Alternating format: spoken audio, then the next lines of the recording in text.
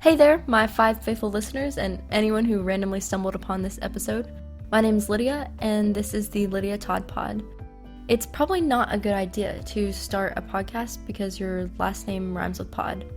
But I'm here anyways. From spontaneous trips to special guests to deep spiritual conversations and everything in between, expect inspiration, stories, and plenty of laughter.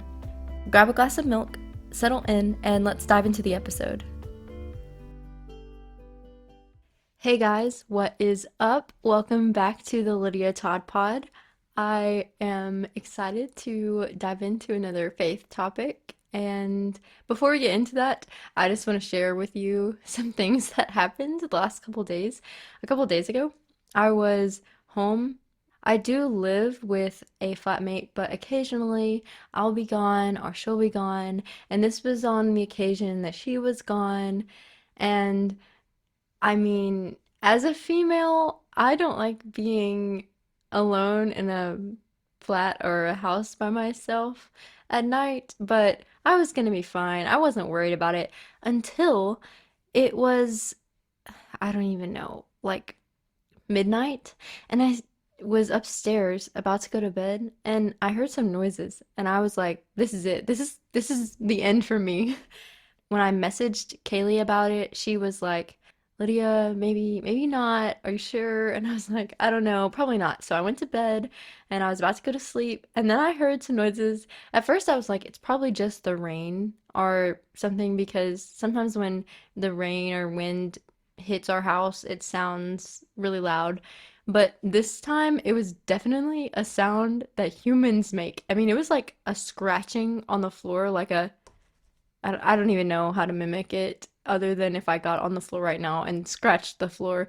I was like, man, there is a person in my house and I don't know what to do. Should I just stay here? Should I just accept this? And I don't know. Said a prayer, then I went downstairs. Well, before I went downstairs, I messaged our little posse group of our neighbors and was like, is there a possibility that there's an intruder? Just wondering, just curious. And so one of the neighbors, she graciously was like, "Hey, I can come over and check. Let me check my security cam outside." So she walked over. So grateful we have good neighbors. And I'm on the phone with Kaylee, whispering to her, being like, man, what if this is it for me? If I walk downstairs and there's a person, I don't know what I'm gonna do. And I come downstairs, I let our neighbor in, and then I come and I check, and we check everything. There's no one here. I was just so paranoid. And I realized later, so I ended up sleeping downstairs because I was like, what if the person was upstairs and they're still up there? I don't know what I was thinking. Paranoia will get you, man. Fear is just, ugh. We'll have episodes on fear later, but man, I hadn't felt something like that in a while. So the neighbors next door moved out a couple months ago, but there are new tenants now, and there's one lady that moved in, and I knew she was there, but apparently she had 3 sons that were also moving in with her that I didn't know about. And so whenever I heard a man coughing and I heard footsteps and everything, it was actually just our neighbors being really loud at like 3 a.m. Don't know why they were up moving around and making noises at 3 a.m., but they were, and I heard them all because these walls are so thin. I have never been in a more cramped city than London. I'm sure that there are more cramped places, but they have terraced houses here where it's like a row of houses and all of your walls are connected. So there's only like one wall. It's practically like we're in different rooms in the same house, but we all have different front doors. It's kind of weird, but I definitely had a little fright the other night, and I wrote a song about it. So if you want to hear my song about paranoia, go check it out on Instagram or TikTok. Have a good laugh because you know what inspired those lyrics. Also, I forgot last episode on my music episode to do what I said I was going to do every episode, and I'm 2 music episodes in and I've already failed. But the song suggestion for last episode, I'm glad I forgot because a song came out like 2 days later and I'm in love with it, so I have to share it. It's not a new song, but it's a new cover of an old song. And so if you know about Jacob Collier, he writes a lot of interesting musical arrangements, and he did a cover of Bridge Over Troubled Water with Tori Kelly and I think John Legend, and it's on his new album. You should go check that song out because Tori's riffs are out of this world. I don't know how she sings the way that she does. They're so good. So that was my song suggestion for last week. Today we are going to talk about purpose. This is a topic that I have had many conversations about recently. As many of you know, I am currently a missionary in London, and I'm also a student and many other things. But my primary work role right now is ministry. So a lot of the conversations that I've had with people have had to do with purpose of life, purpose in religion, purpose from the Bible, and stuff like that. And whether or not you believe in the Bible, I think it's an important thing to talk about purpose because ultimately, we either have a purpose or we don't. And if we have one, then we should try to figure out what it is. And if we don't have one, then a lot of the things that we do in life are, I mean, not a lot of the things. Everything that we do in life is pointless if there's no purpose. It's just arbitrary. We don't have anything to look forward to or to make goals for. And even if you're not religious at all, I think most of you will agree that you envision some kind of purpose for your life or you seek some kind of purpose, even if you don't know what it is. I have been there where I've been seeking purpose but didn't know what it was yet. And that's what led me down the rabbit hole of making this lesson. If you have ever wondered, what is my purpose, or you just want a reminder, then this episode is for you. Personally, I have asked myself a lot of these questions, and I did the research, I did the digging to find the deep answers, and I wanted to make a place where other girls could also find the answers to these questions or discuss the topics of faith, religion, purpose. Last week we talked about truth, and that is foundational for this because we can't have a discussion that's fruitful if we can't agree on the elements of truth seeking and what truth is. If you haven't listened to that episode, I would go back to, I think it was 2 weeks ago, and listen to the I Can't Handle the Truth episode. So, first, us living and breathing here on Earth is statistically impossible.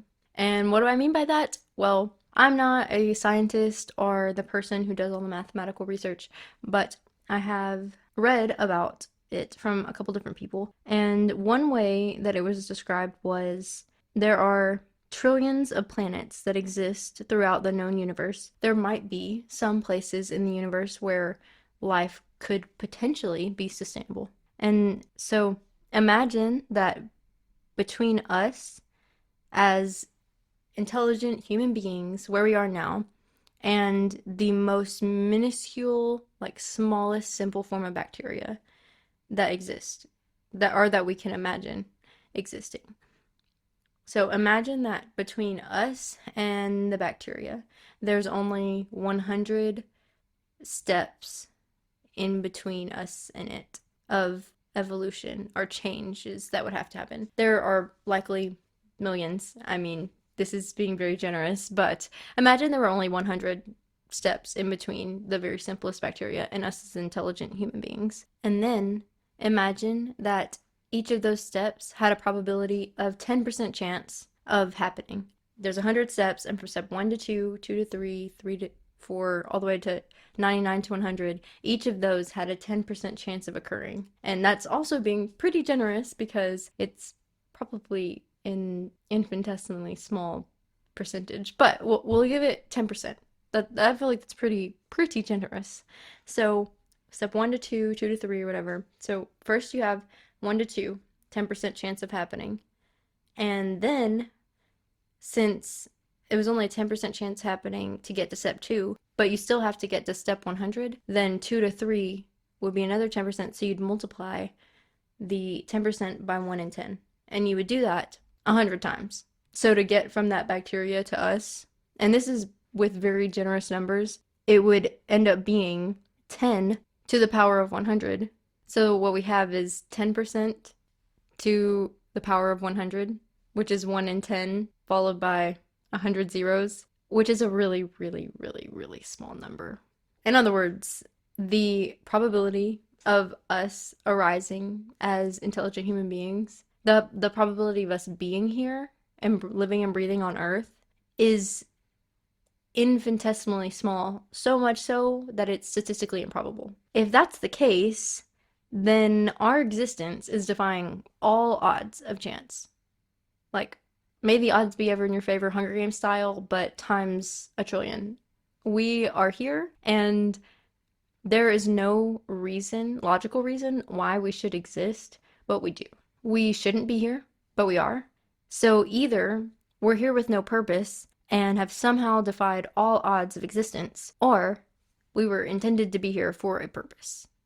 Those are the options. If we were intended to be here, then there's some kind of purpose behind that. Purpose is what guides our life decisions. It's why we wake up in the morning, why we make effort at work or at school. It's why we set goals. It's why we have values. So the question that I'm asking you guys, and that I've asked myself, is what is the purpose of life? And is there meaning to life at all? If there is no meaning, no purpose to life, no reason for it all, if we're just here by chance or by random selections, if we were born merely because of the random processes of life just to survive, reproduce, and die, then nothing is absolute. We talked about absolute truth and stuff a couple weeks ago, but nothing would be absolute because there would be no outer sense of right. There would be no guidance as to what we should or shouldn't do. There wouldn't be value in anything other than what we arbitrarily gave it. So from this point forward, there's no sense in us asking what is the purpose of life unless we agree that it has to have an answer. If you don't think that there is a purpose to life at all, if you don't think that there's any reason for us to be here, then I guess the rest of what I'm saying won't matter to you because ultimately you either think that there is a purpose or you don't. I can't change your mind on that, but I do hope that you'll listen and hear me out on why I think we do have one and what I think it is. If we agree that this question is worth answering, we have to agree that not every answer could be right. For some answers, or for even one answer to be true, it would necessitate that any answers that contradict that answer would be false. So if we're saying that we're looking for a purpose and that there is at least one, if not multiple purposes, any purpose that we end up finding is going to be one that might have opposite answers, and those opposite answers can't be true at the same time as the actual purpose. If you're listening, I am going to describe something, but it might be better if you pull it up to look at it. So if you Google the Mona Lisa painting, I want you to picture it. If you don't look it up, that's fine. You probably know what it looks like. Picture it in your mind. So imagine that you painted this painting. If you painted it, it's a pretty beautiful piece. Personally, I don't think it's all that spectacular, but it has at least gained a lot of popularity over the years because of its maker. For this painting or any other painting, who gets to decide the purpose of the painting? If I look at it, if I look at the Mona Lisa hundreds of years after it's made, and I guess the purpose that it has, does that make my guess correct? Do I just automatically get to say, I think that this painting has this purpose because blah, blah, blah, blah, blah, and because I think that, it must be right? That is not how we determine purpose. Purpose is found and is given by the person who creates or makes the item. A painter would get to decide what the purpose of the painting was, why he painted it, what he painted it for, or what she painted it for. The Mona Lisa, if you look at it, you could assume a lot of things. You could say, I think that this was painted because the artist really had a crush on this girl and he just wanted to paint her so that he could have something for his room. You could say, I think that he painted it for the purpose of showing off his artistic ability to all the other artists in the land. But neither of those are correct. Those could be great guesses, but that's not why. When you look at why Leonardo da Vinci painted the Mona Lisa, he was actually commissioned to do it for the birth of Lisa's new son. She wanted a new portrait so that she could, I guess, commemorate her new son's birth by a self portrait. That's kind of odd now that I'm thinking about it. Like, hey, I'm having a kid, so can you paint a picture of me for me? But okay, Lisa, whatever you want. The painter chose to paint it and gave the painting the purpose of depicting this mother before she gave birth to her second son. And whatever purpose we make up for the painting, we still don't get to choose what the painting was purposed for. We can use the painting for other things that it wasn't designed for. Like, I could use it to mop up a mess. A lot of people would get really mad if I did that with the Mona Lisa, but I could do it, but I would not be using its intended purpose. Purpose is not something that we impose on something that already exists. We can make new uses for things, but purpose is given by the intentions of whatever created it. So we ask this question about what is our purpose? I mean, first we should analyze, why do we want to know our purpose? Personally, I went on this search originally to find my purpose because I wanted to know what I should do. Like, I wanted to know my next step in life. If there was no purpose in life, then I would have been kind of stalemate in my decisions for college and life after college, because I could choose any path and it wouldn't matter. It would be meaningless. But if there was some kind of better way, or some kind of way that I should be pursuing, I wanted to know how to judge that. And I could only know what was best for me. Like, there could only be a best if I knew what my end goal was. And that is why I wanted to know my purpose. Your searching for purpose might be completely different. It might be for an assignment for school. It might be just because you're curious and you've heard friends talk about it and you want to hear different point of views. I'm not sure why you're looking for purpose, but that was why I started to research what purpose was. Normally, we find comfort in the fact that we're not alone. We are not the only ones asking when it comes to finding purpose. Here is a quote from the author of War and Peace. He says, "My question, that which at the age of 50 brought me to the verge of suicide, was the simplest of questions, living in the soul of every man. A question without an answer to which one could not live, as I had found by experience. It was, what will come of what I am doing today or shall do tomorrow? What will come of my whole life?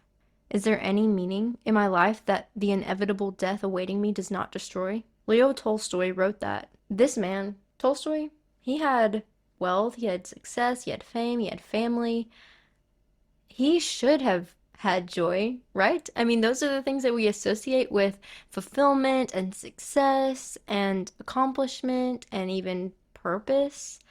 But he didn't. At the end of the day, he felt that same internal tug of, what's the point of all of this? He seemingly should have had it all, but he didn't. We, just like him, are also advanced, affluent, comfortable, and yet we possess this same question of, what's the point? Where's the purpose in all of this? People nowadays are depressed, they're medicated, they're directionless. I think a lot of this has to do with, how often do we open up and have a real conversation about purpose? How often do we say, like, hey, where are you headed in life? And is that end place that you're going to be where you want to be? If this life is all that there is, then everything is meaningless. Like, death ends it all. After death, it's over. So whatever you do now doesn't matter. I could die right now, it wouldn't matter. I could live a life where I do horrible things to other people and it wouldn't matter. I am appalled at the idea that someone could think that their life doesn't matter. It does. But if you don't believe that we have a purpose, then I don't know how you can value life in that way. There's no reason why you should or shouldn't be here or be doing any certain thing. Fulfillment, purpose, it's got to go beyond the emptiness of sex and money and possessions and fame. What we are after, what we desire, is a real lasting purpose, not something that comes one day and is gone the next. And that's why people like Tolstoy are writing things like, hey, I was at the verge of suicide because this question I still had despite the fact of all my successes. Nietzsche, who is a really famous philosopher, I don't agree with everything that he says or has written, but one thing that he said was those who have a why to live can bear with almost any how. So if you have a reason, if you have a purpose, if you know why you're living, then whenever you get to a how, whenever you get to a can I make this happen? Do I really want to go through this? Is it worth it? Is my life worth it? When you get to those hard questions, it won't be a question of will I do it?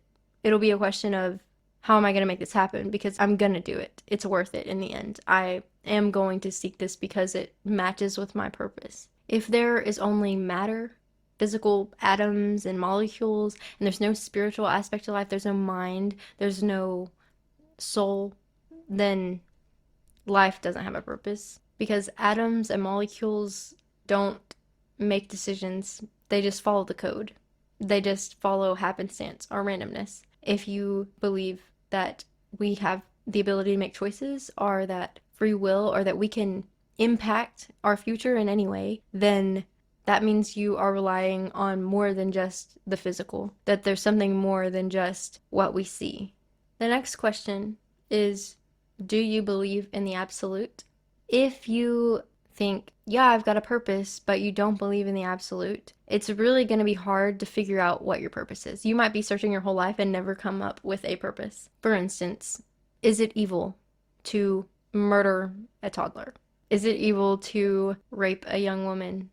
Is it evil to abuse the elderly? These things. If you think across the board, these things are wrong, if you think that every person on earth is under this same code, the same moral law of that is wrong, no matter the circumstance, then that is what I'm talking about when I say absolute. We have an example of society as a whole being faced with this question when the Nazis were put on trial. In the trial, some of the German soldiers were tried for all of the murdering that they did during the war. They cased it as crimes against humanity. This was tried by the United Nations. The basis of the charge was on the theory of a natural moral law. The prosecution's case was built upon the fact that there is a moral law to which even the government answers, and that this higher natural law judges the laws of a nation. If you think the same that all of the United Nations came to for a conclusion, they called to a higher power, they called to a higher moral code in saying that even though legally the German soldiers didn't do anything wrong, that they were doing the right thing in the eyes of the German law, and there was no international law that told them not to do what they were doing. Even though they weren't breaking any law made by mankind, they said there's a law that supersedes mankind's laws. That law is what they were charged on. If you agree with that, if you think, yeah, they did wrong, and it doesn't matter what they thought they did or whether or not their country's laws told them it was okay, it was wrong. If you think that, then that is applying an absolute moral code, something that is over all of mankind. Natural law says that there's a moral law that is a standard of good, which is what we would also call right, or evil, which is what we would also call wrong, that reaches to every single person on earth. So this means a person's genetics, their culture, their education, all of that does not determine good and evil. The natural moral law is a standard that every culture and every person can be judged by. So if you think that good and evil do exist, if you think, yeah, there are things that are absolutely wrong, or there are things that are absolutely good, if you think either of those things, then there has to be some kind of standard, some kind of moral code by which you measure them.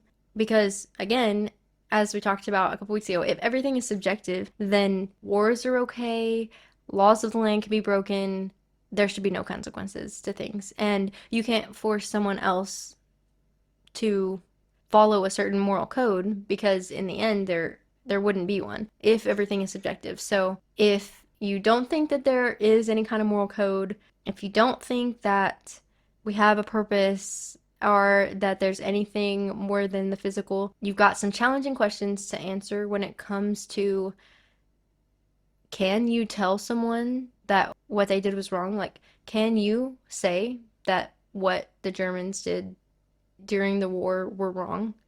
And I don't think that you have a right to say that something was wrong if you don't believe in the ability for there to be a moral code of right and wrong. That is something that reassured me that yes, we have purpose, because if we have, which I think we absolutely do have, a moral code that is so obvious to mankind everywhere, like we all recognize that certain things are wrong. If that moral code exists, then there is some kind of objective thing outside of us, something that is put in us that we all understand, and that can kind of lead us to what our purpose is.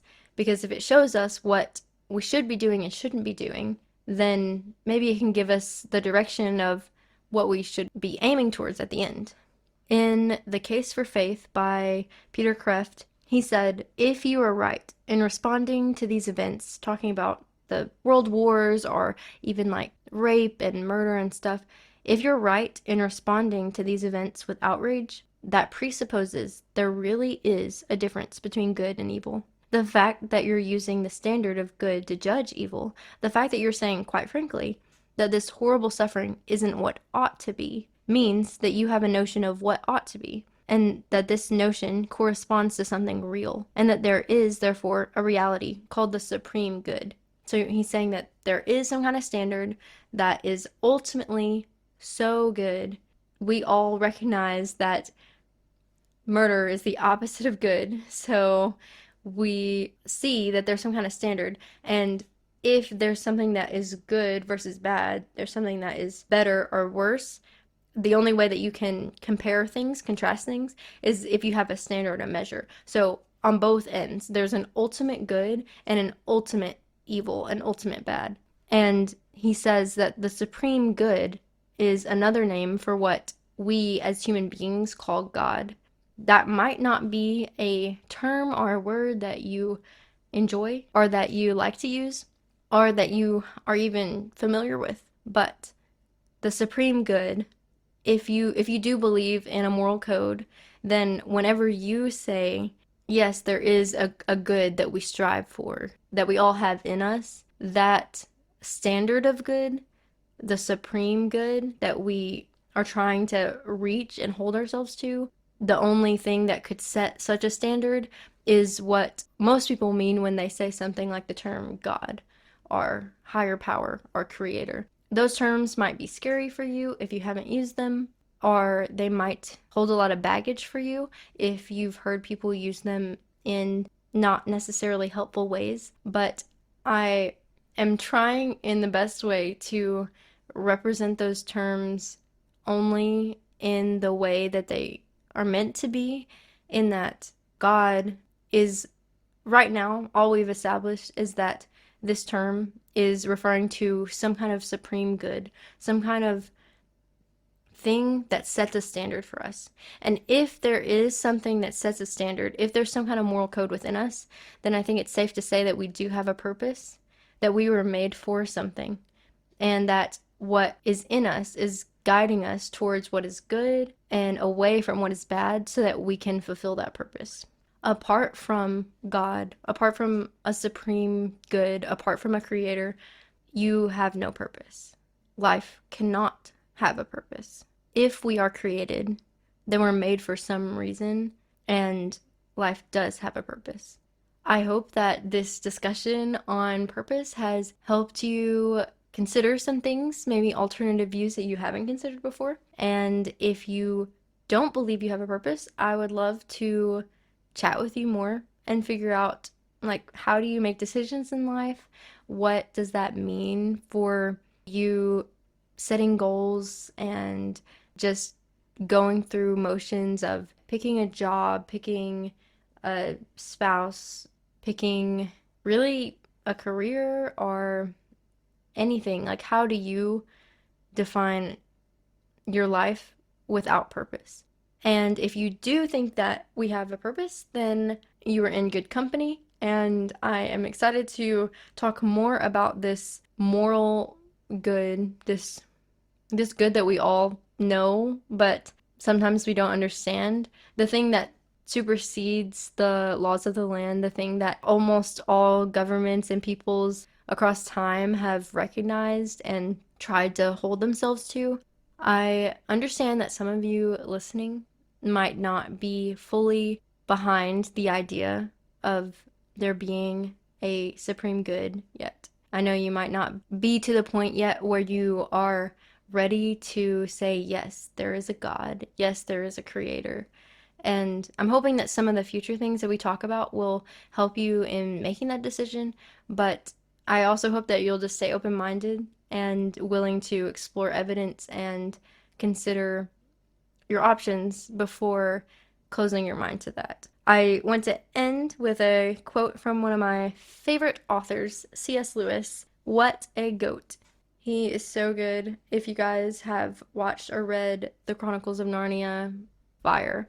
If you have read Mere Christianity or actually any of his other books, I've probably read close to 15 of his works, and I love them all. Some of them are really deep and philosophically sophisticated, and it takes me a long time to digest what I'm reading, but it's so worth it because he was so wise. Okay. If you can't tell, I'm a C.S. Lewis stan, and here's the quote. All that we call human history, money, poverty, ambition, war, prostitution, classes, empires, slavery, it's a long, terrible story of man trying to find something other than God which makes him happy. The reason why it can never succeed is this. God made us. He invented us as a man invents an engine. A car is made to run on petrol, and it would not run properly on anything else. And now God designed the human machine to run on himself. He himself is the fuel our spirits were designed to burn, or the food our spirits are designed to feed on, and there is no other. Wow. What a man. I felt like that was relevant because CS is talking about how we always try to find our purpose in all of these random other side quests in life, but how none of them actually do fulfill us and bring us purpose. And that's why Leo Tolstoy was like, hey, I've tried all these things and it brought me nothing. If you want to read something that is really sad, then I would suggest the collection of, I guess I'll call it poetry. It's a book called Ecclesiastes, and it is the POV of a king who wanted it all, tried it all, had it all, and still he was like, what's the point of all this? And he concludes with what he thinks he finds is the purpose in life, but I'll let you read that for yourself. If you have any questions about what we've discussed, or if you want to add some other POVs, or if you want me to cover something in the future that I just neglected to touch on, then please reach out. You can email me at thelydiastodd@gmail.com, or you can find me on Instagram or TikTok or X or Threads or all the socials actually. And my website where you can find all of those is my link tree, which is linktr.ee/Lydia Todd. With that being said, I will see you next week on the Lydia Todd Pod. Time to drink my chocolate milk. As we wrap up this episode of the Lydia Todd Pod, I want to express my heartfelt gratitude for you spending time with me. This really challenges my belief that I only have 5 consistent listeners. If you have any thoughts, topics, or questions you'd like me to explore further on future episodes, please reach out on one of my socials. I hope that our conversations have brought you inspiration and joy. If you have friends or family who might be interested in our conversations, don't hesitate to share the podcast with them.